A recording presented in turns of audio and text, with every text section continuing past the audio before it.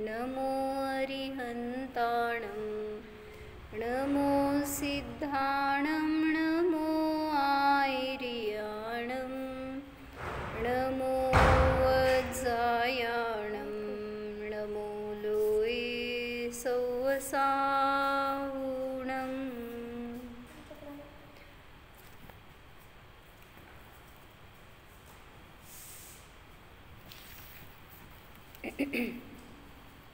पंचमेरु पूजन है।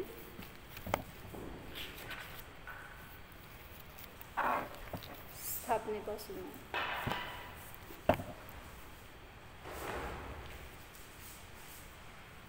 पायात चटई आहे तर लागू। पंचमेरु पूजनचं हां कोण जेंट्स नाही, हे महापुरुष आमच्याकडे बसा रे ते पडल बरं का त्याच्यावर ना, ते जिनवाणी ते चांगलं नाही आहे टेबल, घ्या त्यांच्या टेबलवर बसा। पंचमेरु पूजन आहे, त्यातली जयमालेपासून हे स्थापनेपासून म्हणतो। तीर्थंकरों के नवन जलते भये तीर्थ शर्मदा ताते प्रदच्छन देत सुरगन पंचमेरुन की सदा दो जलधि ढाई द्वीप में सब गनत मूल विराज ही पूजो असी जिन धाम प्रतिमा हो ही सुख दुख भाजही। ओम ह्रीं पंचमेरु संबंधी अस्सी जिन चैत्यालयस्य जिन प्रतिमा समूहम अत्र अवतर अवतर संवषट आह्वाननम् अत्र तिष्ठ तिष्ठ ठठ स्थापनम् अत्र मम सन्निहितो भव भव षट सन्निधीकरणं स्थापनम्। सगळ्या शब्दाचे अर्थ माहिती आहेत? अत्र म्हणजे अत्र, अत्र म्हणजे येथे, अवतर अवतर या या म्हणा, बर अवतरा असं। पुढं अत्र तिष्ठ तिष्ठ, हां इथं थांबा थांबा। अत्र मम सन्निहितो भव भव षट, माझ्या सन्निहित या आणि स्थित वास थांबा असं। तर असं त्या कोणाला बोलवलंय आपण इथं? कुठं? मंदिरात। आपण आपल्यामध्ये बोलवलंय ना, स्थापना आपल्या ज्ञानामध्ये करतोय, आपल्या स्वभावामध्ये आपण त्यांना स्थान देतोय, त्यांच्या समान मी आहे असं जाणण्याचा प्रयत्न करतोय। कोणाला? पंचमेरु स्थित 80 चैत्यालयातल्या किती प्रतिमा हो? बोला पटकन। 8640। 8640। हां कमी करताय का जास्त करताय? तेवढेच आहेत। तर एवढ्या सगळ्या प्रतिमांना माझा नमस्कार असो, त्यांचं मी पूजन करतोय। आणि ते जसे अकृत्रिम आहे तसा मी सुद्धा अकृत्रिम स्वभावी आहे हे जाणण्याचा तिथं पुरुषार्थ करतोय आपण। शीतल मिष्ट सुवास मिलाय जल सो पूजो श्री जिनराय महासुख होय देखे नाथ परम सुख होय। पांचों मेरु असी जिन धाम सब प्रतिमा को करो प्रणाम महासुख होय देखे नाथ परम सुख होय। सांगा अर्थ? नाही ऐकत ना म्हटलं तुम्हालाच पनिशमेंट। सांगा चला काय ऐकलं? अर्थ सांगा। आमच्याकडे येत नाही ना ऐकायला, म्हटलं तुम्ही सांगायचं। कसं आहे जल? शीतल आहे, मधुर आहे आणि सुवासित आहे, सुंदर आहे, चांगलं आहे असं सांगायचं आहे। अशा त्या जलाच्या द्वारे मी श्री जिनेंद्र भगवंतांचं पूजन करतो, ज्याच्याद्वारे की मला महान सुखाची प्राप्ती होणार। आणि भगवंतांचं दर्शन नुसतं केलं, देखे नाथ अशा त्या भगवंतांचं दर्शन केलं तरी सुद्धा मला परमसुख प्राप्त होतं. 5 मेरूमध्ये स्थित जे 80 जिनधाम आहेत त्या सर्व प्रतिमांना मी भावपूर्वक प्रणाम करतो, ज्याद्वारे मला महान सुखाची प्राप्ती होते आणि त्या नाथांना पाहिलं तर परमसुख प्राप्त होतं. अशा रीतीने जन्म जरा मरणाचा सगळ्या 18 दोषांचा नाश करण्यासाठी मी जल चढवतो. त्या मलाचा नाश करण्यासाठी, दोष म्हणजे सगळे मल आहे, त्या मलांचा नाश होणार या निर्मळ जलाच्या द्वारे, म्हणून मी जल चढवतो. जलकेशर कर्पूर मिलाय गंध सबूजो श्रीजिनराय महासुख होय देखे नाथ परम सुख होय. 5 मेरु असी जिनधाम सब प्रतिमा को करो प्रणाम महासुख होय देखे नाथ परम सुख होय. बोल.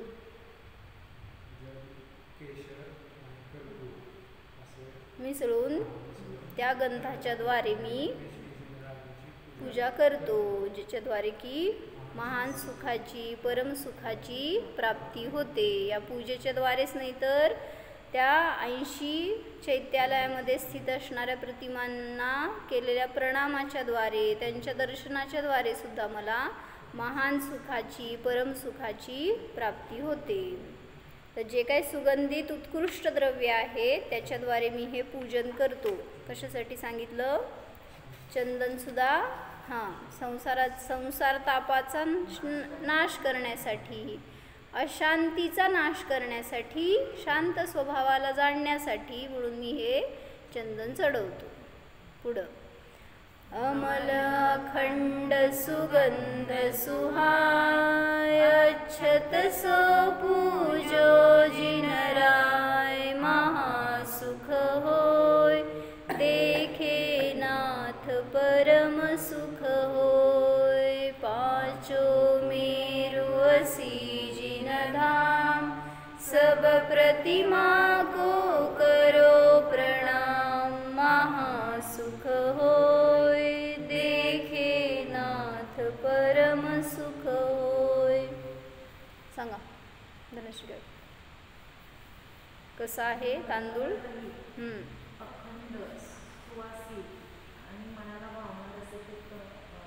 अशा अक्षताच्या द्वारे मी जिनेंद्रांचं पूजन करतो, जे की होते. 5 मेरूमध्ये आणि दर्शन आणि पूजनाच्या द्वारे मला महान सुख परमसुखाची प्राप्ती होते. काय झालं? समजले का अर्थ सगळे? अखंड तांदूळ अखंड आहे, सुगंधित आहे, म्हणजे आता तिथे सांगायचे सुगंधीच असायला पाहिजे असं नाही आहे. एक चांगलं आहे, दुर्गंधी नाही आहे, हे भाव काढायचं आहे. सुगंधी म्हणजे नाकाला वास घेऊन सुगंध आला तरच चढवायचा असं नाही सांगायचं आहे. म्हणजे दुर्गंधी नसावी, मळ नसावा त्याच्यामध्ये, स्वच्छ असावं हा भाव आहे. उत्कृष्ट असावं, जे मनाला लोभस असावं. का बरं चढवायचं असं? तर ते भगवान अशा उत्कृष्ट पदाला प्राप्त झालेले आहेत, तर त्यांना जे काही तुम्ही अर्पण करणार ते जर तुच्छ असेल तर तुम्हाला काय प्राप्त होणार? म्हणजे तुमच्यासाठी तुमचा मुलगा म्हणजे बेस्ट का मुलगी?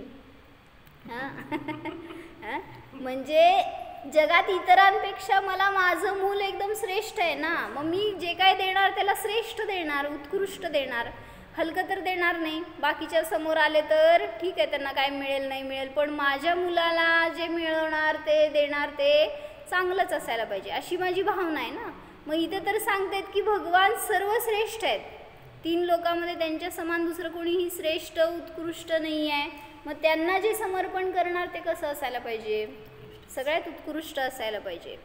मग परवा मी सांगत होते ना, काय भगवान कसे आहेत, ते स्वतः त्यांच्यामध्ये उत्कृष्ट आहेत. ते श्रीमंत आहेत असं सांगितलं. कुठं? विशापार स्तोत्रमध्ये. म्हणा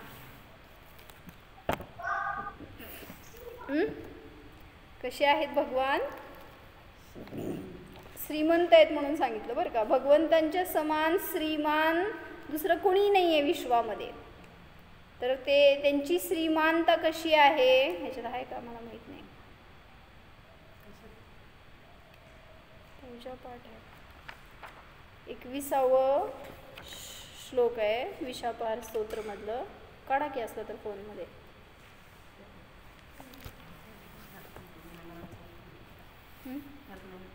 फोनमध्ये हे पण मी सांगायचं. 21वा श्लोक आहे ना, आहे का त्यात? विशाप आहे बघा की इंडेक्समध्ये. इंडेक्समध्ये बघा की दिसतंय.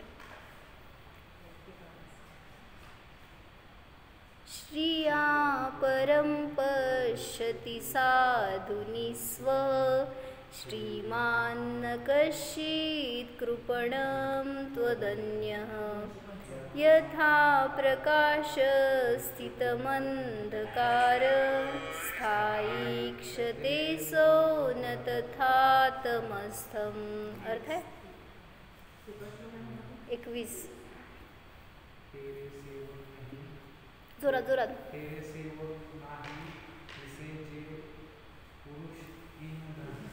कुठल्या लँग्वेज मधला आहे भैया? अर्थ आहे का त्यात?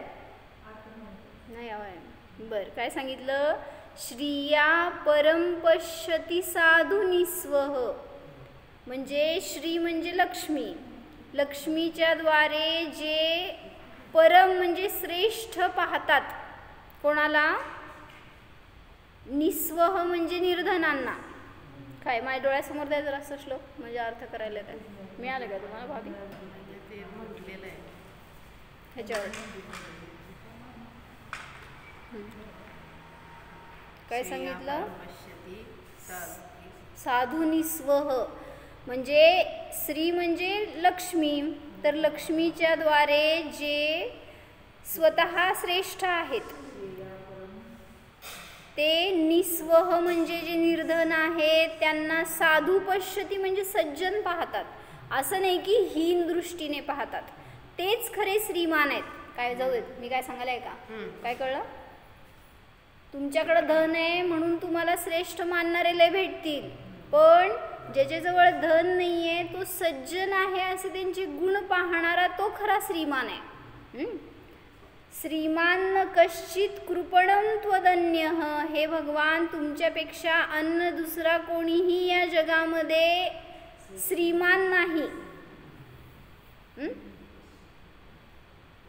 कृपणं त्वदन्यः काय केलं मग?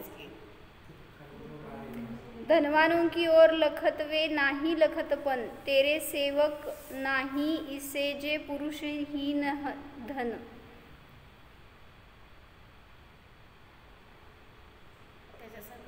कोणी नाही असं काही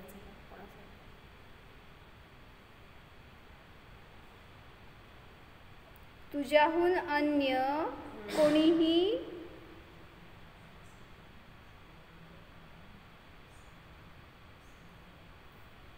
श्रीमान नाही असा अर्थ काढलाय तिथं. कृपण कुठून? बरं बघा, मला सांगायचं काय होतं याच्यातून की भगवान हे श्रीमान आहे, त्यांच्या समान दुसरं कोणीही श्रीमंत नाही आहे या जगामध्ये. मग त्याला उदाहरण दिलं त्यांनी. यथा प्रकाश स्थितमंधकार स्थायीक्षते सौन तथा तमस्तम. प्रकाशात उभारून अंधारात पाहणारा अंधारात बसलेल्याला पाहू शकतो का अंधारात बसलेला प्रकाशातल्याला पाहू शकतो? अंधारात बसलेला प्रकाशात पाहू शकतो. अंधारात बसलेला दिसत नसतो. अंधारात बसून तुम्ही प्रकाशात असणाऱ्याला पाहू शकता.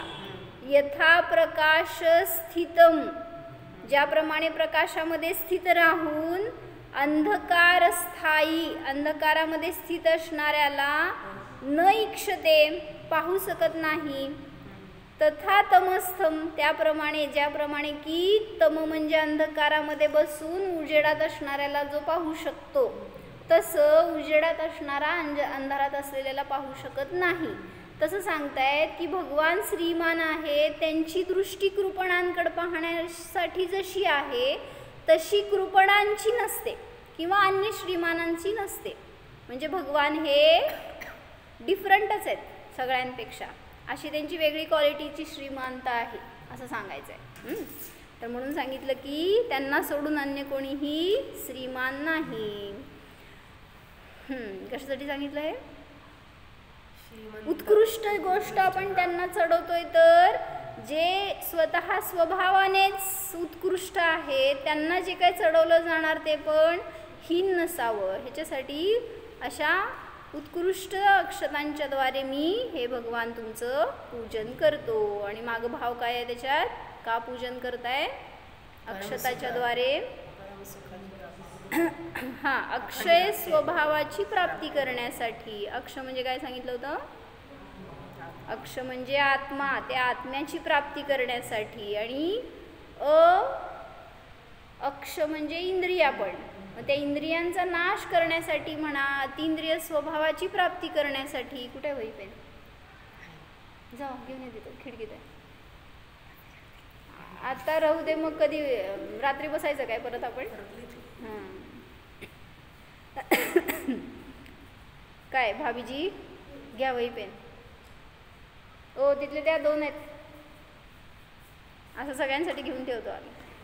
ते किती कोण वाचतंय आणि काय लिहितंय माहीत नाही, एकदा वाचायला पाहिजे वही मला ती वरून. तर अशा अक्षय स्वभावाची प्राप्ती करण्यासाठी मी अक्षत चढवतो हे सांगितलं भाव. चला पुढचं म्हणायचं आहे आज.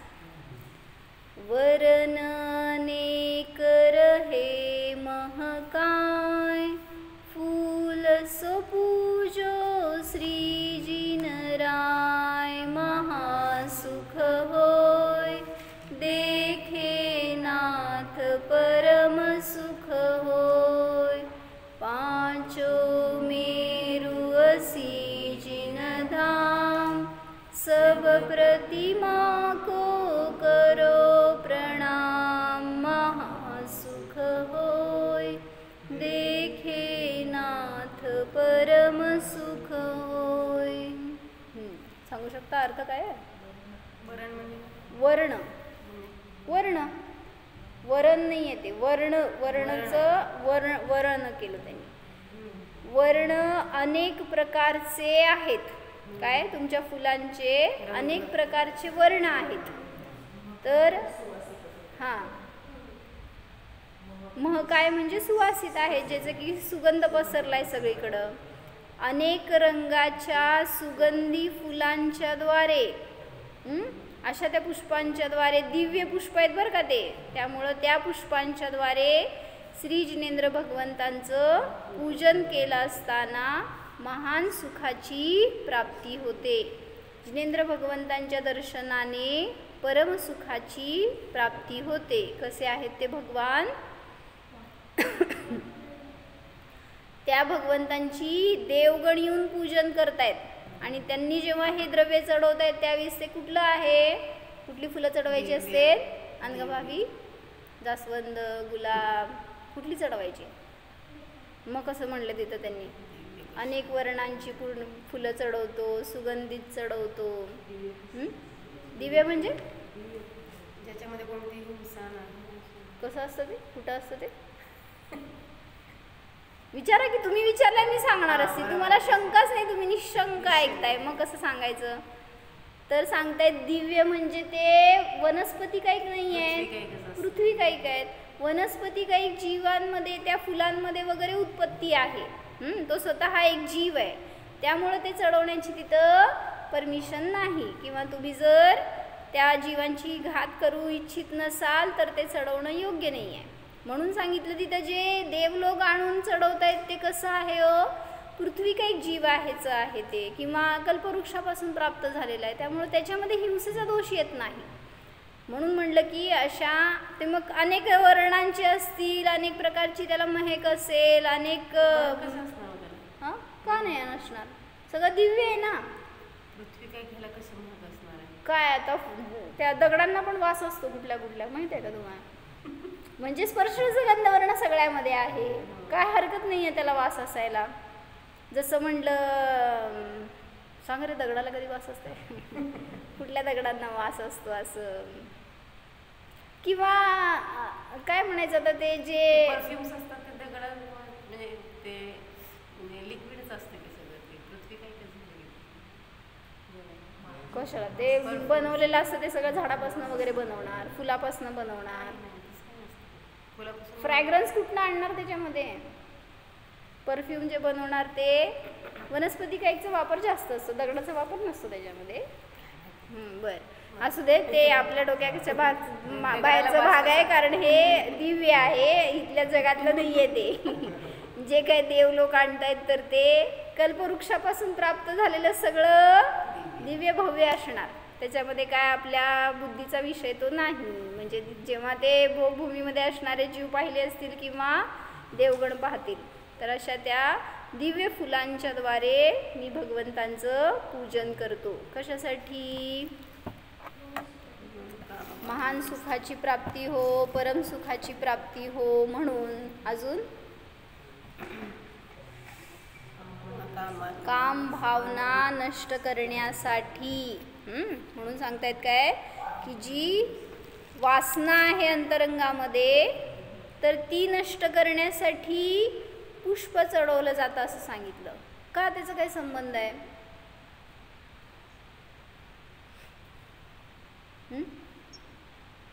काम भावना विध्वंसनाय. फुलाचं काय संबंध? सुगंध म्हणजे ते देतात म्हणून का? काय संबंध आहे? आदिती सांग जरा, काय म्हणले? काम बाण विध्वंसनाय पुष्पम निर्वपामिती स्वाहा म्हणतायत, तर ते काम भावनाचं आणि फुलाचं काय संबंध आहे? ते काय मदन बाण वगैरे. तुमचा आवाज ब्रेक होतोय. मदन बाण म्हणतात वगैरे ते का? फुलं हे निमित्त आहेत काम भाव उत्पन्न करण्यासाठी, म्हणजे एक प्रेमाचा संदेश देण्यासाठी किंवा एक इच्छा उत्पन्न करण्यासाठी. म्हणून फुलं चढवून त्याचा त्याग करा. जसं की खोबरं चढवतो नैवेद्य चढवूनच ते अंशन स्वरूपे सोडायला सांगितलं. म्हणून एका अपेक्षेने पुष्पम निर्वपामिती सांगितलं. तिला म्हणायचंय जे प्रेम व्यक्त करणार ते फुलाच्या द्वारे केलं जातं, म्हणून ते फूल हे वासनेचं प्रतीक आहे असं वगैरे. तर ते काम भावना नष्ट करण्यासाठी मी फूल चढवतो असं म्हणायचंय. म्हणजे भगवंतांना करायचं का? म्हणजे माझ्या काम वासनेचा नाश करायचंय म्हणून भगवंतांना मी ते अर्पण करतोय. तर एक तिथं सांगितलं जातं की पुष्प हे निर्माया स्वरूपाचं प्रतीक आहे. म्हणजे एक जण इष्ट आहे, एक जण अनिष्ट आहे, एक प्रिय आहे, एक अप्रिय आहे असा भेदभाव नसतो. कोणाला? पुष्पाला. त्याच्याजवळ जर कोणी गेलं तर तो सगळ्यांना समान सुगंध देतो. त्यामुळं त्याच्या अंतरंगामध्ये राग आणि द्वेष नाही आहे, म्हणून तो सगळ्यांशी समभाव रूपाने राहतो. म्हणून पुष्प हे निर्माया स्वरूपाचं प्रतीक आहे. आणि मग तिथं काम वासना म्हणजे तुम्ही काय केलं? एखाद्याला इष्ट केलं, एखाद्याला प्रेमी म्हणले, एखाद्याला द्वेषी म्हणले, हा भेद झाला ना. मग पुष्प हे सगळ्यांचा भेदभाव नष्ट करणारं एक प्रतीक आहे. म्हणून तिथं ते इष्ट अनिष्ट बुद्धी संपवण्यासाठी सुद्धा पुष्प चढवलं जातं असं सांगितलं. मग त्या पुष्पाच्या द्वारे मी भगवंतांचं पूजन करतो, ज्याच्याद्वारे की मला सुद्धा तशा निष्काम ब्रह्मस्वभावाची प्राप्ती हो. त्यांच्या समान माझी सुद्धा निश्चलचर्या हो. त्यांच्या समान मला सुद्धा अखंड ब्रह्मचर्याचं पालन हो, ह्याच्यासाठी. तर त्या आपण जसं की पुष्प आहे ते पृथ्वी कायिक आहे, बरोबर. तिथे ते चढवलं, मग त्याचं जसं आपण आता निर्माल्य वगैरे होतं तिथे तसं चढवून त्याचं काय होतं ते? म्हणजे तिथे खूप सगळे देव नंदीश्वर द्वीप मध्ये जाणं किंवा इथे सगळे पंचमेर कुठे चढवतील, मग त्याचं कसं काय? की आपोआप विघटन पण तर होणार नाही ना, ते होणार. आता सगळ्याच द्रव्यांचं तसं बघावं लागणार आहे तुम्ही जे चढवणार ते.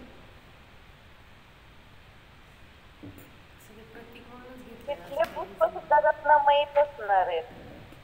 म्हणजे हा असे ना. काय पुष्प म्हणजे काय वनस्पती काही नसणारच आहेत ते नाही जे नाही, पुष्प त्यांना चढवणार. म्हणायचंय की ते त्या कृत्रिम चैत्यालयामध्ये पंडित बिंडित नसतात ना, तर ते काढून कोण घेणार सगळं अष्टद्रव्य चढवलेलं? कोणाला कशाचं आणि कोणाला कशाचं. हो ना दीपाली भाभी. चिंता लागले तिथलं निर्माल्याचं काय होत घेण्याबद्दल हो बरोबर आहे तुमची शंका. नाही असं कधी विचार केला नाही आहे त्याच्याबद्दल. पण आता ते काय म्हणायचं, विक्रिया आहे का? हां अकृत्रिमच काही व्यवस्था असेल तिथे. बघायला पाहिजे काय होतं ते. कधी विचार केला नाही असं. कुठे जाऊन आलाय तुम्ही? या कृत्रिम चैत्यालयात जाऊन आलाय का काय? बरं तुमच्या डोक्यात विषय आला विचार. बरं मागच्या जन्मात कधी ना कधी गेलो असतो. होय बरोबर आहे. नाही आम्ही पण जाऊन आलो की, पण आम्हाला कुठं त्याचं काय डोक्यात विषयच नाही. म्हणजे इथं जसं आपण ते निर्माल्याचं निर्वहन करतो काय ना काय कोणाला देऊन वगैरे, पण तिथं ते जे अकृत्रिम सगळेच येणारे तिथं भक्त आहेत देवाचे, थोडी उचलून घेऊन जाणार. त्याचं काहीतरी विसर्जन करत असतील किंवा मग समुद्रात. हे माणसांची बुद्धी आहे ही सगळी असली. देवांना विचारायला पाहिजे जाऊन काय करतात. काय म्हणते कसं नदी वगैरे वाहती दाखवली कंटिन्युअसली आहे, तिथं पाणी मिळत राहतं, पण ते कधी ओव्हरफ्लो होत नाही. म्हणजे तिथं प्रवाह तर सारखा सुरू आहे, पण असं होत नाही की ती गंगा नदीला मिळतात तर गंगा नदीचं पाणी खूप वाढलं वगैरे तशा टाईपचं. मग इथं पण चढून तिथं काही फरकच पडत नसेल, म्हणजे ते तसंच राहत असेल काहीतरी असं असेल. नाही नाही, आता तिथं कुठं गंगा नदी आहे? त्या पंचमेरूवर, त्या नंदीश्वर द्वीपांमध्ये. नाही तिथं नाही, तिथं नाहीये, पण जसं तर पाणी सगळीकडे येतं की नाही इथं मग्न निमग्न नद्या येऊन येतात वगैरे, ते कंटिन्युअस चालूच आहे फ्लो त्यांचा. असं होतच नाही ना की त्या सरोवराचं पण खाली पाणी येतच आहे. नाही नाही, पण त्याचं काय संबंध आहे? पाणी कुठे जात नाही, कंटिन्युअस फ्लो आहे आणि तरी पण वाढत पण कमी पण नाही. तिथे पाणी कमी जास्त होतं हलवून पण असंच काहीतरी असते, कारण इथं काही फरक पडत नसेल इथं पण असं काही असं म्हणायचं. नंदीश्वर अष्टमदीप आहे ना, नंदीश्वर अष्टमदीप आहे आणि निमग्न हे मध्य लोकातल्या नद्या आहेत ना. नाही बरोबर आहे, फक्त मी त्याचा रेफरन्स घेतला होता. म्हणजे तिथे कशी ती व्यवस्था आहे तसंच ते पण काहीतरी त्या टाईपने असू शकते व्यवस्था. नाही म्हणजे काय असं म्हणायचंय का तुम्हाला की ते नदीमध्ये वाहून जाते वगैरे असं म्हणायचंय का? नाही नाही नाही अजिबात. मग नदीचं काय सांगताय काय? म्हणजे मला असं म्हणायचं की जे पाणी आहे तिथे किती गजब वाटतं ना की ते पाणी कंटिन्युअस फ्लो होतोय, पण ते म्हणजे असं म्हणतो ना आपल्याकडे कसं बाढ आली असते किंवा काय झालं असतं, पाणी जास्त काहीच नाही आहे तसंच पाणी पण राहते त्याच्यामध्ये, त्याच्यातलं काही कमी जास्त बरोबर आहे की. अकृत्रिम रचना आहे त्यामुळे चढवतोय आपण इथे पण इथे काहीतरी होत नाही तिथे, म्हणजे तसं काही ठीक साठत नाहीये किंवा असं काहीतरी तिथे पण प्रकार असेल असं म्हणायचं. बरं बरं, म्हणजे आता बुद्धी लावावं लागेल त्याला काय होतं त्याचं. म्हणजे त्यांना म्हणायचं की जसं कृत्रिम रचना जिथं आहे त्याच्यामध्ये घटबड काय होत नाही. मग ते नदीचं पाणी असेल, त्या भगवंतांचा आकार असेल, त्या मेरूची साईज असेल, उंची असेल, जी पण कृत्रिम रचना आहे त्याच्यामध्ये काय कमी जास्तपणा दिसून येत नाही. मग तसं इथं जे काय चढवलं जात म्हणजे जे भगवान आहेत आता कृत्रिम चैत्य, तर त्यांच्यासमोर तुम्ही पूजन करताय तर ते पण दिव्य आहे, तर त्याच्यामध्ये पण काय असं होणार नाही असं त्यांची एक तर्क आहे. ते जे चढवलेलं द्रव्य आहे ना ते कुठं जातं येतं असं होत नसेल. बरं असेल, आता काय काढावं लागेल असं विचार काढून, माहीत नाही आपल्याला, आपल्या ज्ञानात नाही, वाचण्यात नाही आहे.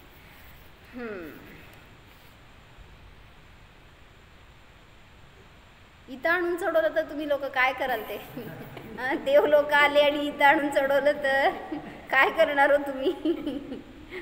तुटून पडणार त्याच्यावर.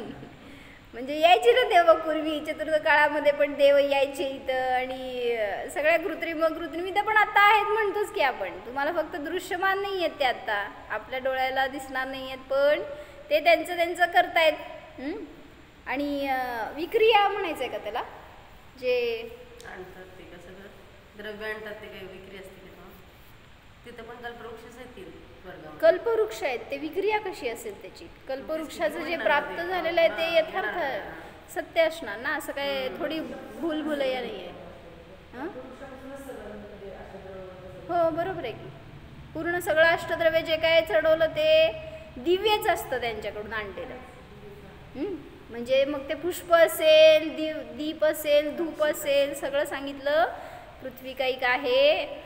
ठीक आहे, थोडा विचार करू ह्याच्यावर. काय असं कधी विचार केला नाही आहे.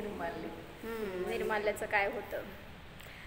तर अकृत्रिम जे काही चैत्यालय आहेत तर ते तिथं जाऊन जे पूजन करतात, जी भावभक्तीपूर्वक त्यांची स्तुती करतात किंवा दर्शन करतात, तर त्याच्याद्वारे सांगितलं महान सुखाची प्राप्ती होते. कोणाला?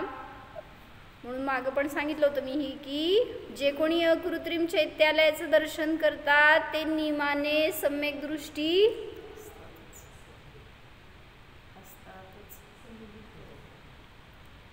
काय म्हणले ग मी आदिती?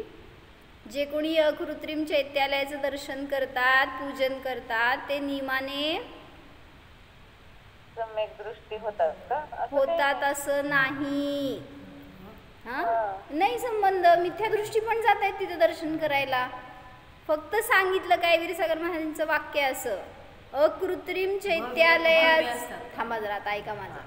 अकृत्रिम चैत्यालयाचं दर्शन केल्याने सम्यक दर्शन होतं असं नाही, पण अकृत्रिम निजबिंबाचं दर्शन केल्याने 100% सम्यक दर्शनाची प्राप्ती होतेच. काय सांगा वाक्य?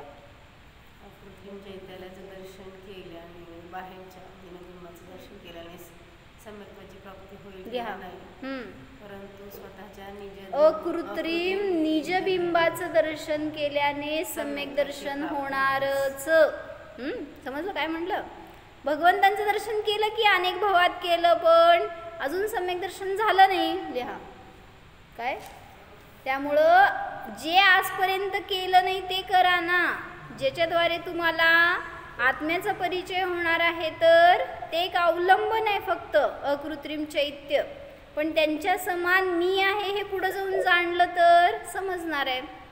तर भावभासना होणार आहे, तर तुम्हाला आत्मदर्शन होणार आहे. तेच सम्यक दर्शन सुखाचं कारण आहे. फक्त जिनबिंब दर्शन. देव अकृत्रिम चैतन्यांचं दर्शन करतात देव, आणि मग ते परत एकेंद्रियामध्ये पण जातात ना. मिथ्यादृष्टी असतील, जे भोगात रमलेले असतील, ते एकेंद्रियामध्ये जाऊ शकतात. हेच जातात असं मी म्हणलं नाही. म्हणजे जे कोणी भोगासक्त जीव आहेत ते अकृत्रिम चैत्यालयात दर्शनाला पण जातील ह्याचा नियम नाही आहे, कारण ते भोगामध्येच बसतात. तिथं इतकं सगळं वैभव आहे, राण्या आहेत, त्यामुळं कुठं बाहेर जायचे भाव होत नसतात तिथं. कुठं देवलोकांना. मग ते न पंचकल्याणिकाला जाणार, न कुठं असं पर्वतिथींमध्ये दर्शनाला जाणार, पूजनाला वगैरे, हे पण त्यांना भाव होत नाहीत.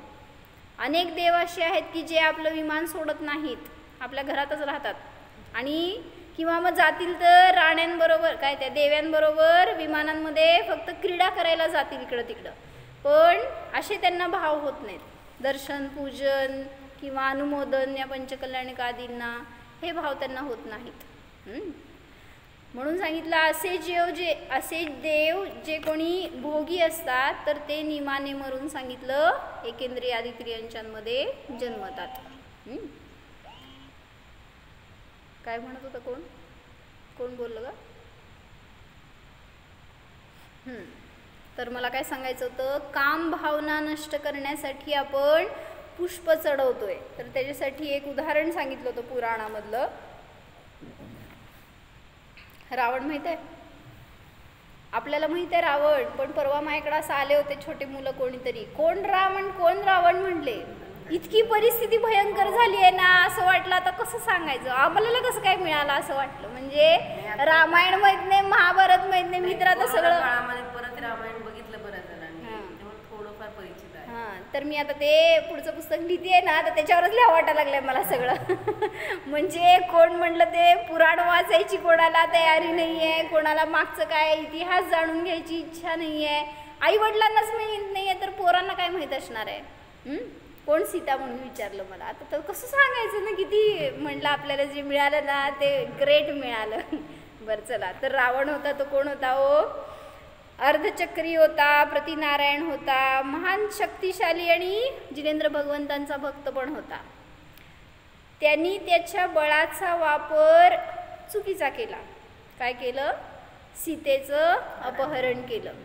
त्यामुळे इतिहासाने त्याचे कौतुक केले नाही, उलट निंदा केली की त्यांनी काय केलं? परस्त्रीवर दृष्टी टाकली.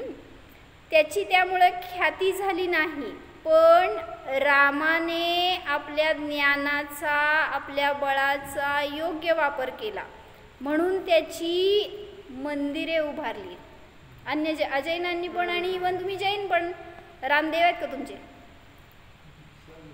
हो ना, हां बरोबर. म्हणजे जे मुनी राम आहेत ना, जे सिद्ध राम आहेत ना, ते आमचे देव आहेत. मग ते पण रामच आहेत की बाहेर जे उभं केले ते. मग त्यांना दर्शन करायचं का नाही करायचं? रामदेव आहेत का नाही तुमचे?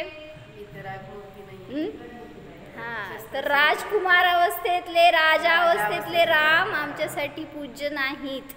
मग त्यांची तशी बुद्धी, त्यांची मान्यता, त्यांनी त्यांना देव मानलं. तर सांगितलं की रामाने आपल्या ज्ञानाचा आणि शक्तीचा योग्य वापर केला तर जगात त्याचं प्रशंसा झाली. आणि तो शीलाच्या बाबतीमध्ये कटिबद्ध होता राम. जेव्हा रावणाचा मृत्यू झाला तेव्हा, खूप चांगलं उदाहरण घेतलं बरं का, तुम्ही कधी ऐकलं नसेल तर म्हणून सांगते मी, ऐकलं नाही असं माहीत आहे मला 100%. जेव्हा रावणाचा मृत्यू झाला तेव्हा मंदोदरी रामाला पाहायला गेली. कोण आहे तो राम असा, ज्याचं की लोक एवढं गुणगान करतायत, इतकी प्रशंसा करतायत असं विचारलं. तर म्हणजे बहुतेक अजैनांमध्ये सांगितलेली स्टोरी आहे बरं का, तर तशी त्यांनी घटवतात. मंदोदरी रामाला पाहायला गेली. त्यावेळीस राम जिथं बसले होते ना, तर ते पाठमोरे होते, इकडं तोंड होतं आणि मंदोदरी मागून आली. तर त्यावेळीस मंदोदरीची सावली यांच्या अंगावर पडली, रामाच्या. मंदोदरीची सावली अंगावर पडताच राम ताडकन उठून उभे राहिले आणि हात जोडून म्हणाले, हे माते कोण आहात आपण? कारण रामाचा आणि मंदोदरीचा काही संबंध नाही आला होता, रावणाशी संबंध आला युद्धाच्या निमित्तामध्ये, पण त्याच्या फॅमिली मेंबर्सशी काय करायचं जाऊन रामाला. त्यामुळं रामाला काय परिचित नव्हतं कोण आहे ते. मग तो सरळ विचारला तिला की कोण आहेस तू, इथे येण्याचे काय प्रयोजन आहे? एवढ्या वृत्तीतून सुद्धा रामाच्या स्वभावाचा तिला परिचय आला. म्हणजे परपुरुष आहे, त्याच्याजवळ आलेली स्त्री आहे, नजर सुद्धा वर पाहण्याची त्यांचे भाव नव्हते. आणि त्यांनी जे काय बोललं तर ते अशा आदरानेच. एवढ्या वृत्तीतून सुद्धा रामाच्या स्वभावाचा तिला परिचय आला. मंदोदरी म्हणाली, साध्या वेशातील पतिव्रता सद्गुणी सीतेवर वाईट नजर टाकणारा रावण कुठे, व परस्त्रीच्या सावलीला स्पर्श न करण्याच्या भावनेचा व अत्यंत आदरपूर्वक विनय देणारा राम कुठे. म्हणजे रावणाचे भाव कसे होते आणि रामाचे भाव कसे होते, ह्याच्यातूनच रावणाचा स्वभाव समजला आणि रामाचा स्वभाव समजला. म्हणजे कंपॅरिझन झालं ना एक टाईपनी, की कशी त्याची दृष्टी होती. ज्यांनी तिला स्वीकारलं नाही अशा सीतेचं त्यांनी अपहरण केलं, आणि ही जी समोर येऊन उभारली तर तिच्याकडे दृष्टी टाकायची सुद्धा रामाची इच्छा नाही किंवा भाव नाहीत अंतरंगामध्ये. ह्याला म्हणायचं निर्वासना स्वभाव. म्हणजे ज्याच्या दृष्टीमध्ये वितरागता असते, कोणाविषयी इष्ट अनिष्ट भाव नसतात, तर तोच जीव अशा रीतीने पुढाकार करू शकतो, विकास करू शकतो. पण ज्याला वाटलं की ही गोष्ट, म्हणूनच माताजी सांगतात ना, नुसतं पाहायचे जरी तुम्हाला भाव झाले, कसा आहे तो मुलगा, कशी मुलगी आहे, बाळ जन्मलेलं बरं का, ते भाव सुद्धा मैथून संज्ञा आहेत, अंतरंगात प्रगट झालेलं. नाही तर जाऊ देत, भावाचं लग्न ठरलं, बहिणीचं लग्न ठरलं, आपल्या मुलाचं, कोणाचं मुलाचं नाही, मुलाचं बघणार तुम्ही, पण इतरांच्या मुलांचं कोणाचं बायको ठरली कोण आहे, तुम्हाला इच्छा बघायची, ह्याला पण म्हणलं मैथून संज्ञा. गरज असती का हो? बघताय ना पोरगी. तुमची बघणार तुम्ही, पण इतरांची बघायची इच्छा जी आहे ना, तर ते म्हणलं ती पण एक कामवासना आहे अंतरंगामध्ये. त्याच्या निमित्तामध्ये असे भाव जागृत होतात. आणि कधी मग आपल्या ब्रह्मचर्यातून आपण च्युत होतो, कधी आपल्याला अस्थिरता होते, चंचलता होते, हे सांगता येत नाही. म्हणून आपले भाव स्थिर राहण्यासाठी म्हणून आपण पुष्प चढवतोय. विसरला नाही ना? कुठलं पुष्प? दिव्य पुष्पाला चढवतो. एकदा म्हणा. वरनने कर हे महकाय, फूल सो पूजो श्री जिनराय. महासुख होय देखे नाथ परम सुख होय.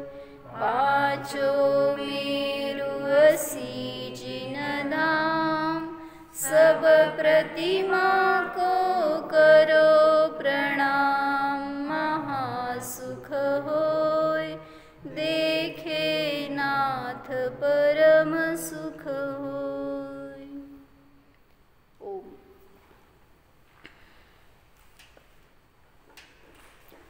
जाणा स्वतःच्या अवर्ण अगंध स्वरूपाला जाणा. स्वतःच्या अरूपी अमूर्तिक स्वरूपाला जाणा. हा मी आत्मा स्वस्थ आहे, स्वमध्येच स्थित आहे, निराकार आहे, निर्देह स्वरूप आहे, निष्काम स्वरूप आहे, निर्वासना स्वरूप आहे. स्वतःला जीव जाणा. मी तर भेदभाव रहित, इष्ट अनिष्ट बुद्धी रहित, वीतराग स्वरूप जीव आहे.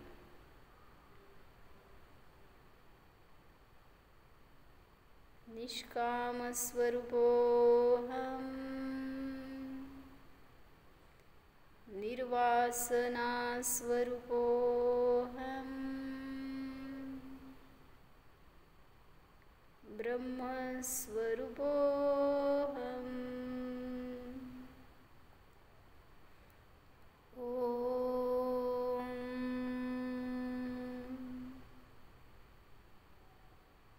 विसर.